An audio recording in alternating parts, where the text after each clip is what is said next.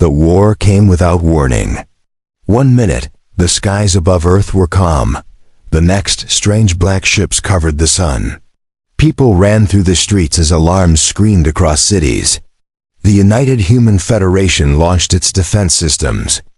But it was already too late. The alien empire known as the Zalari had come to conquer, but this was no invasion for land or water. The Zalari had everything they needed on their own worlds. What they didn't have were children. Their species was dying. Generations of radiation from their twin suns had made most Zalari females infertile. Births became rare, heirs even rarer. Their royal line was down to one princess, Princess Aira, the king's daughter. She was young, intelligent, and graceful beyond words. But like most of her kind, she too was infertile. A princess without a future. Still, she was considered sacred. And now, her father had a new plan on the battlefield. While Earth soldiers fought with all their strength, one unit was captured, a human squad that had refused to fall back. Among them was a man named Lieutenant Jace Carter. He was calm under pressure, brave in every mission. But now he was chained in a prison cell on the Zalari mothership. The alien king watched him through a screen. "This one," he growled.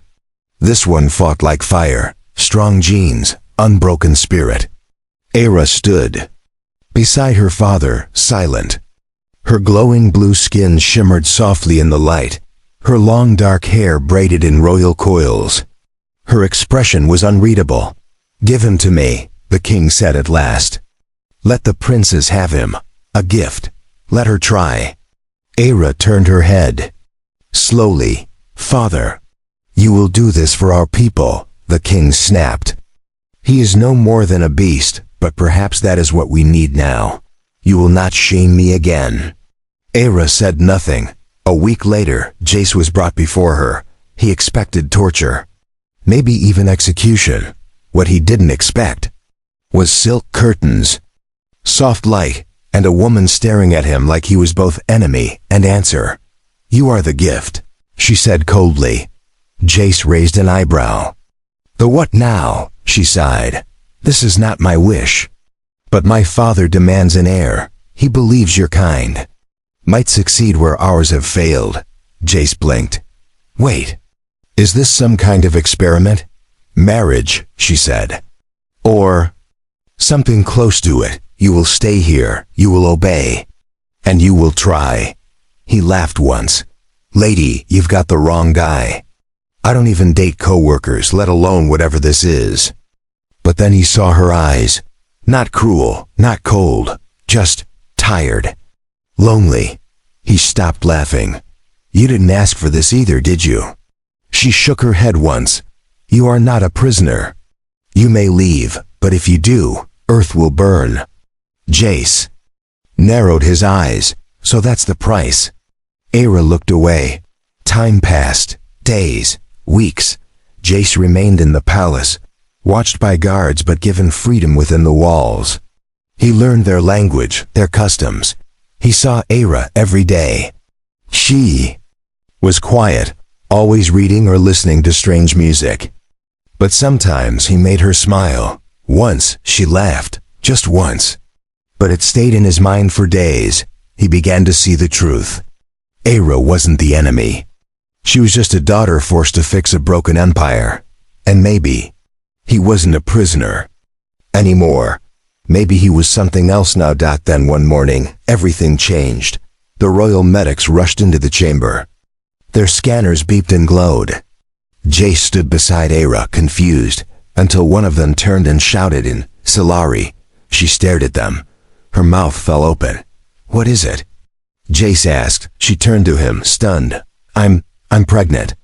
Silence. Jace didn't move. He couldn't speak. She looked at him, her glowing eyes wide. "This is not possible. It has never been possible." Then the doors burst open. The king stormed in, his face twisted in rage. He pointed at Jace like a weapon. "You will explain this." Aira stood tall. Her voice was calm but sharp. "You gave him to me, father. You ordered this. The king's voice shook with fury.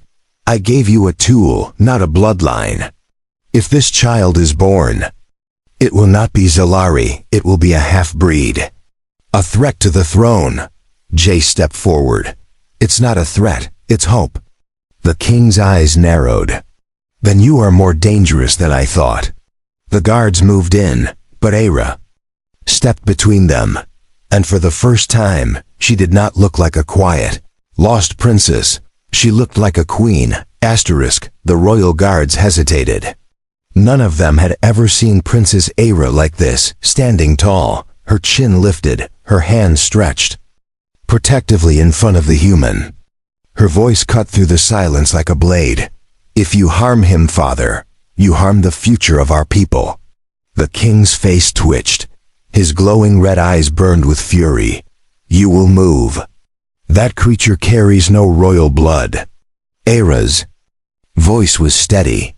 That creature gave me what no Zalari male could. A child, life, do you not see? This is what you begged the stars for. The court fell into shocked silence. Servants hid behind pillars. Ministers stared, too afraid to speak.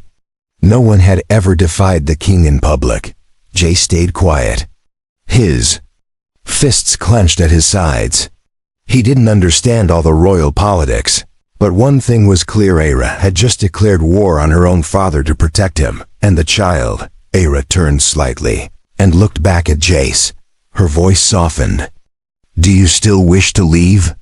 He looked into her eyes, seeing strength and something more. A spark. Maybe even trust. I'm staying, he said. The king's fists tightened, but he didn't attack.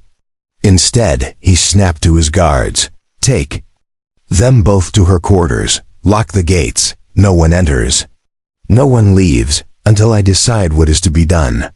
As the doors slammed shut behind them, Era exhaled slowly. Jace watched her sit down, her posture still proud, but the tension in her shoulders heavy. That was brave, he said. She gave a small smile. Or foolish. You could have let them kill me. I could have, she nodded. But then I'd be alone again. That silence between them grew deeper. Not awkward, just honest. That night, Era didn't sleep. She stared out the tall window into the galaxy. Jay stood beside her. He didn't speak. He just stayed close. Neither of them knew what came next. The following day, a messenger arrived through the sealed gate, a female Zalari noble, dressed in dark green. Her name was Vanna, an old friend of Era's. The court is in chaos, she whispered. Some believe the child is sacred. Others call it a mistake. A few demand blood. Era tilted her head. And you? Vanna looked down. I believe it is change. Then help me, Era said. Help me protect him, and the baby. Vanna nodded. Once, you must act fast. There's a hidden chamber under the moon hall. Go there, trust no one else. That night, Era and Jace slipped away. With Vanna's help, they reached the moon hall's lower levels, a place forgotten by most, where old tech still hummed from ancient wars. The chamber was circular, filled with glowing walls and a single bed built for regeneration. Era stepped in, hand on her stomach. She touched the panel beside the bed, activating a soft light. This chamber was built to protect royal heirs, she explained, but it was never used. Until now.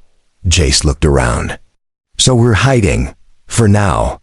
If my father attacks, the chamber will seal. It's old but strong. He stared at her. You've done all this to protect the child, but what about you? Era looked at him, her expression unreadable. I protect the child. And you. Because if something happens to me, they'll take it from you. His heart pounded, not from fear, from something else. Something heavier. Era, he whispered, stepping closer. I didn't ask for any of this, but I won't run. I won't let anything happen to you. Or the baby. She blinked once. Her eyes shimmered slightly. She nodded slowly, then looked away. Rest, we'll need strength soon. They stayed there for 2 nights. On the third, the outer alarm blared. Aira woke with a start. Jace was already on his feet, blaster in hand ready. Outside, Vanna's voice came through the comms. They know. The king has sent his private guards. They're coming to take the child. Jace turned to Aira. We fight? She shook her head. No, we do something worse. He raised a brow. She pulled out a glowing disc royal tech forbidden to all but the crown. We expose the truth. To everyone. What truth? That I was never infertile. That the king made me lie. He called me cursed. To keep the throne for himself. Jace's jaw clenched. And now? Now I show them what real royalty looks like. She activated the disc. A light spread across the chamber recording everything. Her voice, clear and bold. I am Princess Aira of the Zalari. I carry the first heir in centuries. My father tried to silence this. But I will not let him destroy our future. She looked straight into the camera. And I will not let him kill the father of my child. The recording spread like wildfire across the empire. Every noble, every soldier, every Citizen Zalari and human saw the truth. Aira's calm voice. Her confession. Her courage. The empire's networks tried to shut it down. But it was too late. The signal had already bounced through the deep satellites. The people had seen, and more importantly, they believed. Inside the Moon Hall's secret chamber, Jace stood near the exit, blaster gripped tight. Outside, boots echoed down the metallic corridors, getting closer. Aira sat beside the console, hand on her stomach. Her breathing was calm, but her skin glowed brighter than before. Her body was changing. The pregnancy was not like human ones. It was faster, stronger. She's coming, Aira whispered. She? Jace looked at her in surprise. Aira gave a small smile. I can feel her. She's strong. Like you. Jace crouched beside her. I'm not strong. I'm just stubborn. She tilted her head. Stubborn men change empires. A loud bang shook the door. Jace jumped up, aimed his blaster. How long can that door hold? Aira tapped the wall. 30 seconds, maybe. He took a deep breath. All right. If they break through, I distract them. You run. Use the tunnel Vanna told us about. I won't leave you. You have to, no. They stared at each other. And then the door exploded inward. Smoke filled the room as armed royal guards stormed in, faces cold. Weapons ready, stand down.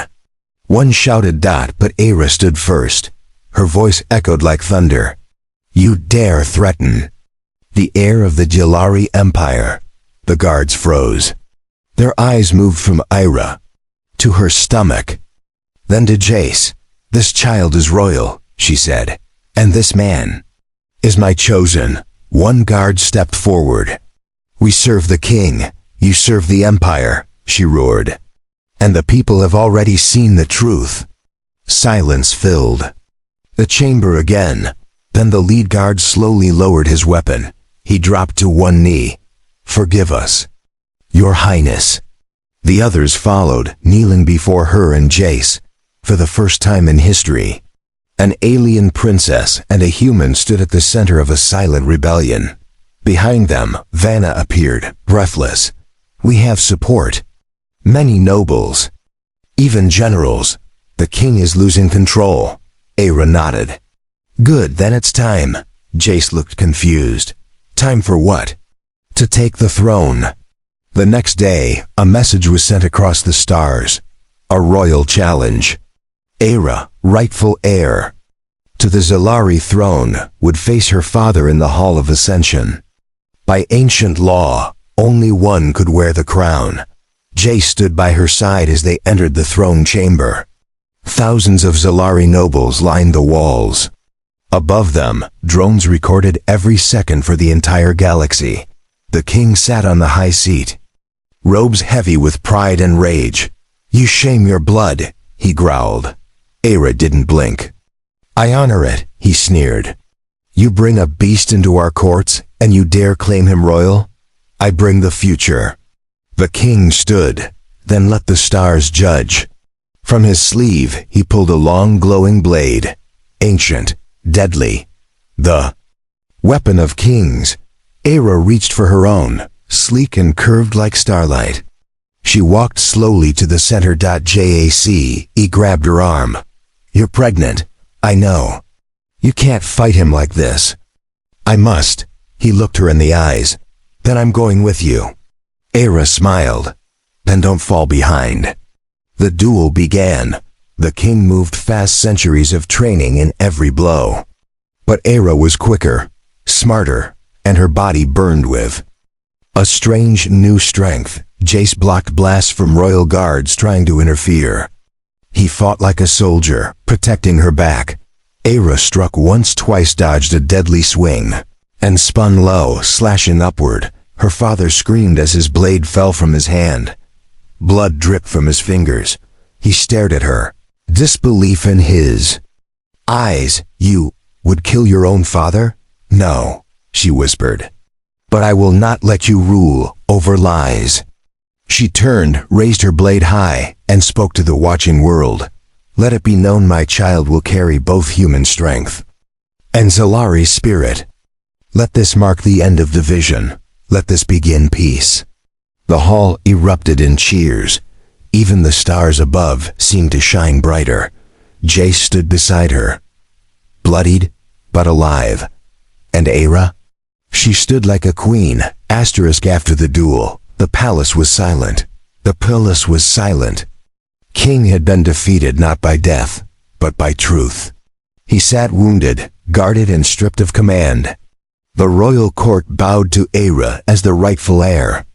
But even with victory in her hands, she did not smile.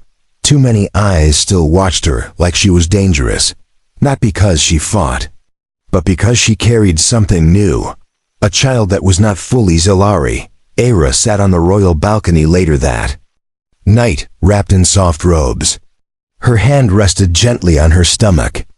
Jace stood beside her, leaning against the pillar. "They respect you," he said softly. "No," she replied. "They fear me."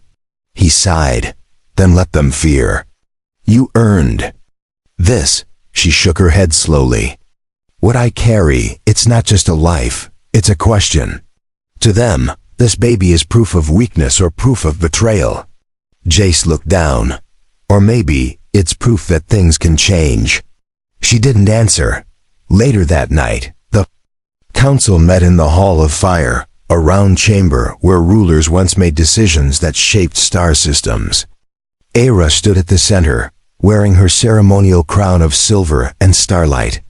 But the room was colder than it should have been. "The air is unnatural," one elder said. "A mix of two species," another added. "We cannot be certain what the child will become." Era didn't raise her voice. She didn't need to. She stepped forward. "You speak of fear. But fear is not a reason to stop hope. We have tried everything. We tried purity. We tried control. And our empire nearly died." She looked around. "Now, I bring life. You may call it hybrid. You may call it strange. But it lives, and that is more than most of you can offer." Another elder stood. "And what of the human? Will he rule beside you?" Jace, who had been standing near the edge of the room, stepped forward. His tone was calm. "I'm not here for power. I didn't ask for a crown. I didn't even ask to be here, but I stayed. Because I believe in her. That's it." Era looked at him for a long time. The tension in the room grew still. Then she turned back to the council. "He will not rule you. But he will protect me. And our child." There were murmurs, some angry, some thoughtful. Then an elder who had remained silent finally stood. He was old, older than anyone else in the room, and his voice cracked like ancient stone. "I served 4 kings. I saw our stars fade, but now I see one light again." He bowed slowly to the queen. Others followed. One by one, they bent the knee. some out of fear, others out of belief. But the tide had turned. Outside, the people began to cheer, for the first time in hundreds of years. The empire had a new ruler, and a new future. Later that night, Aira returned to her chamber. Jace was already there, sitting beside a star map, studying nearby systems. She leaned on the wall, watching him quietly. "You don't belong here," she whispered. He looked up. "Maybe not, but I'm not going anywhere." She stepped closer. "You didn't ask for this life." "No," he said. "But sometimes, the best things are the ones we never expect." She sat beside him, resting her head on his shoulder. "Do you think they'll accept her?" she asked. He looked up at the stars. "Maybe not today. Maybe not even in your lifetime. But one day, yeah, they will." She smiled softly. Then her body to ENCD.JACE felt it. "Aira?" she gasped. "It's time." He jumped to his feet. "What?" "Now, the child, she's coming." Emergency medics were called. Guards secured the tower. Every noble in the palace held their breath as the future of the empire prepared to be born. Aira gripped Jace's hand tightly. Her body glowed with energy. The room felt heavy, like the air itself knew this moment mattered. Hours passed. Then, silence. A cry broke the stillness. Soft. Beautiful. Alive. The medic held up the newborn carefully. "She is strong," he said. "Healthy. Perfect." Jace looked at the child, her skin soft blue like her mother, but her eyes dark like his. She blinked, then let out another tiny cry. Aira held her close, tears glowing on her cheeks. "She's everything." Jace knelt beside them. "I think the universe just changed," he whispered. Yra nodded. "And it begins with her." Outside, a star blinked across the sky. A new age had begun, but the danger was not over yet. Far from it. The empire cheered for the new child. Her birth was declared a miracle. Some called her the Starburn Princess. Others said she was the beginning of a new royal bloodline. Images of the tiny baby were sent across planets, her tiny hands curled around her mother's finger, her eyes already shining like the stars. But not all voices were joyful. In secret halls, far from the palace, dark whispers spread. There were those who believed the child was a threat, not a blessing. One noble, Lord Kirel, stood before a table of powerful men and women who refused to kneel to Aira. "She is young, emotional, and now tied to a human. That child will change everything. She must not sit on the throne for long." A shadowy figure leaned forward. "Then what do you propose?" Kirel smiled coldly. "Let them enjoy peace. Let them feel safe. And then, we remove the child." Back in the palace, Aira held her daughter close, rocking her softly. She named her Liara, a name meaning hope in the old tongue. Jace sat nearby, watching both of them with quiet awe. "She's perfect." Aira nodded. "She's more than we hoped for. I can feel something in her. Something powerful." "She's got your strength," Jace said. "And your stubbornness." Aira laughed for the first time in days. "That part might come from you."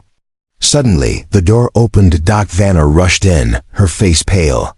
"My queen, there's been an attempt on your food taster. He's dead." Aira froze. Jace stood at once. "Poison?" Vanna nodded. "Someone's trying to send a message." Aira handed the baby to her nursemaid and stood tall. "Then we send one back." A full investigation began. Guards were doubled. Every meal, every gift, every person coming near the child was checked. But the palace felt colder. Paranoia crept through its halls. Aira sat with Jace later that evening, her eyes dark with worry. "If they cannot reach me, they will come for her." "Then we'll never leave her alone," Jace said. "I'll stay armed. I'll sleep by her door if I have to." Aira looked at him, her voice soft. "You would die for her, wouldn't you?" He didn't hesitate. In a heartbeat, she reached out and took his hand. Then let's make sure you don't have to. She called a secret meeting of her most loyal guards. Vanna, a general named Hedrick, and a tech master named Yellis joined her in the moonlight chamber. I want a plan, Era said. A place where my daughter can be taken if anything happens. A safe world, human or Zalari, it doesn't matter, Vanna frowned. You're planning for your own fall? I'm planning for her survival, Era said. I'm not afraid to die, but I won't let them take her future. Jace stepped forward. Then I want a combat team trained to protect only her. Always near, always ready. Era nodded. We'll build it together. The next few weeks were tense, celebrations on the outside. But inside the palace, trust was thin. Jace didn't sleep much. He trained with guards, taught them human tactics, scanned every room before Era entered. Then came the night of the gala. It was meant to be a sign of peace. A royal gathering. A way to calm the Empire's fears and show that Lyara was a symbol of unity. Nobles arrived dressed in glowing silks. Alien music filled the air. Era stood at the top of the stairs, holding her daughter in a crystal cradle. Jace stood beside her, dressed in formal armor, scanning every guest with calm eyes. Everything seemed perfect, until one of the servants dropped his tray and pulled a blade. Time slowed. Ayara returned. Instinct sharp. Jace tackled her sideways just as the blade slashed forward, aimed for the cradle. The guard screamed and lunged, but Jace was already there. He caught the attacker mid-air, slammed him to the ground, and twisted his wrist until the blade clattered away. Guards flooded in. The attacker was dragged out, beaten and broken. Lyara cried in her mother's arms. Jace knelt beside them, breathing hard. Era looked down at him, her voice trembling. You saved her. He looked up, face bruised. I told you. I always will. That night, the court finally saw what Era already knew. The child wasn't just royal. She was protected by something far stronger than law. A father's love. But the attack was only the beginning. In the shadows of the Empire, the real enemy had just awakened. And they were not planning to fail again. The next morning, the palace woke to fear. Every news channel replayed the attack at the gala. The image of a blade raised toward the child's cradle had burned into people's minds. The headlines shouted the same message across planets. Royal heir nearly killed. Some nobles sent gifts of support. Others sent silence. Era sat beside her daughter, rocking her gently while her guards checked every corridor. Jace paced in the corner, jaw tight, hand never far from his weapon. They're getting braver, he said. Or more desperate. Era didn't respond right away. She kissed her daughter's forehead. This wasn't just an attack. It was a warning. They want me to step down. Vanna entered with urgency. We've captured the assassin. He had. A crest burned into his arm. Which house? Era asked. Vanna hesitated. House Kirel. Jace's eyes narrowed. He's the one who stood against you after the child's birth. Era stood up slowly. Then it's time to end this. She called a council meeting that same day. The chamber filled with lords and ministers, some wearing stiff expressions, others trying to appear neutral. Ayara entered without a crown, dressed in plain robes, yet her presence made everyone rise to their feet. She spoke clearly. There was an attempt on the life of my child. The man wore the brand of House Kirel. Gasps spread across the room. But Kirel himself stood up with fake calm. I do not know this man. Anyone could forge a brand. Era's eyes narrowed. Then let us test the truth. She raised her hand. Guards entered with the prisoner bound, bruised, but alive. The man stared down at the floor. Who gave the order? Era asked. Silenced. Then Jace stepped forward. You tried to kill my daughter. If you don't speak, I will make sure no one remembers your name. The man looked up at Era, then Jace. For a moment, his lips trembled. Then he spat one word, Kirel. The room exploded. In shouting, nobles turned to each other afraid. Some stood to defend Kirel. Others demanded justice. HFY raised her voice. Enough! The room froze. She walked slowly toward Kirel. You plotted against your queen. You tried to kill the future of the empire. I offer you one choice: exile to the outer worlds.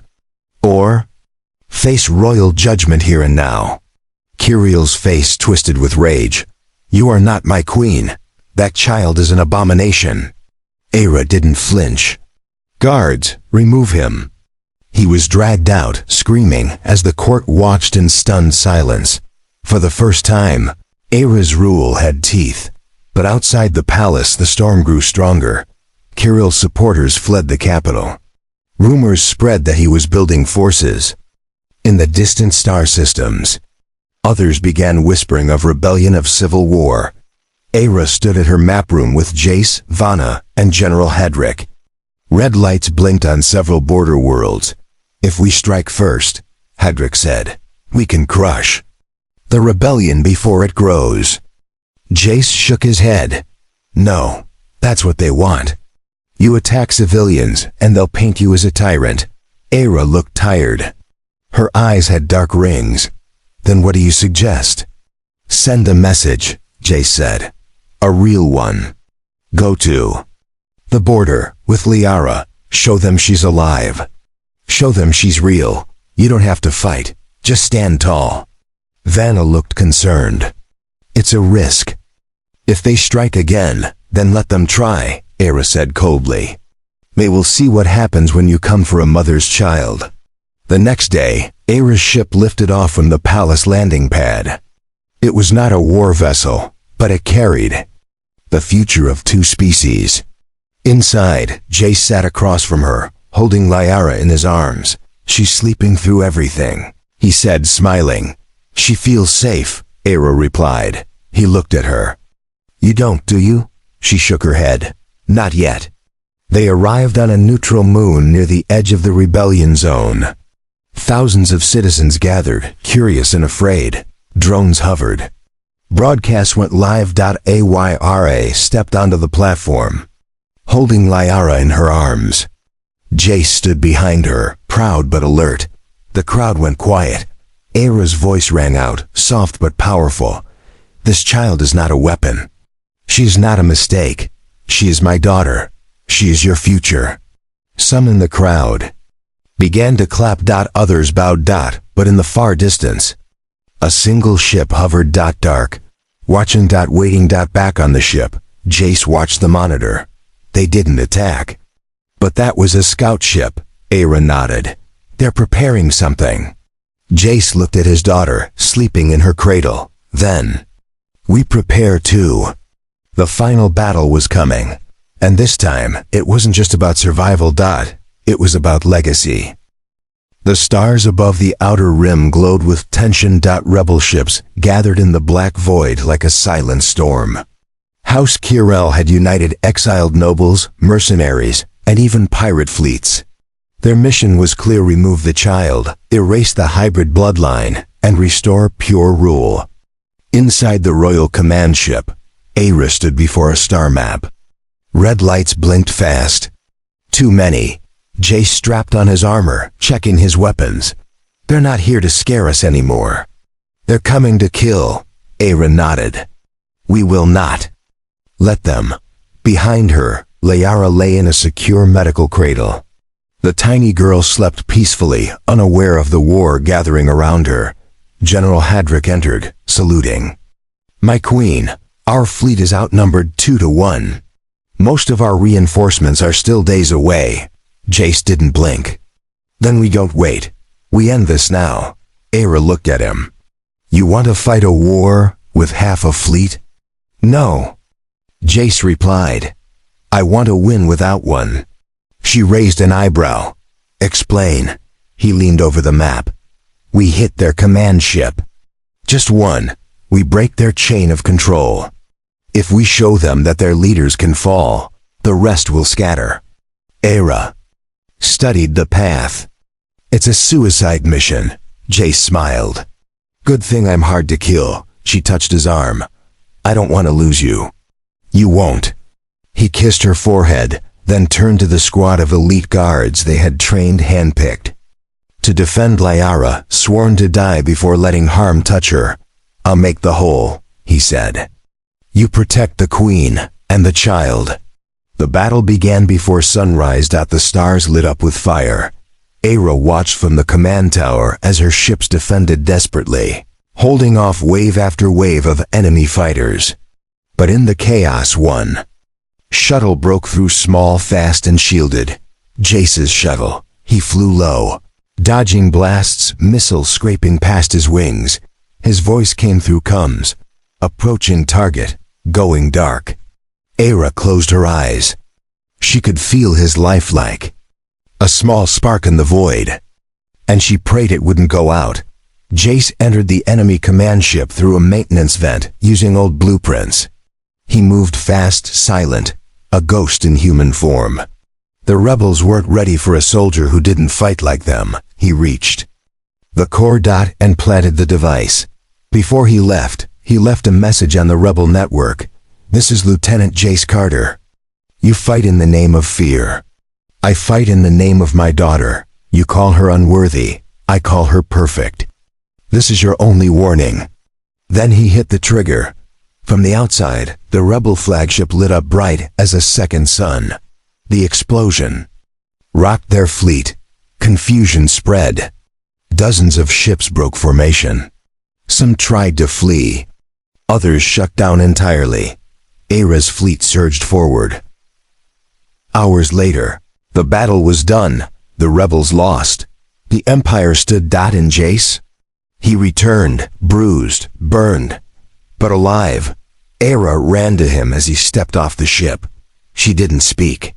She just held him tightly, her body shaking against his.